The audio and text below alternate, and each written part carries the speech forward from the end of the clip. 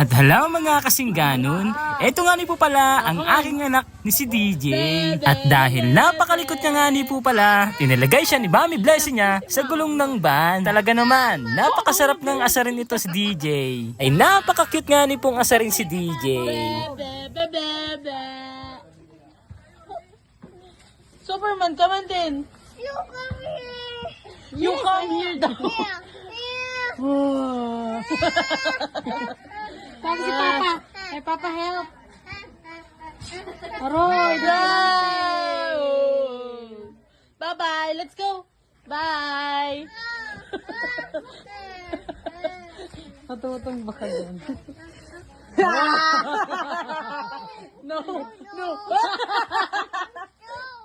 Ah! Hello. Hello. Hello. Bye.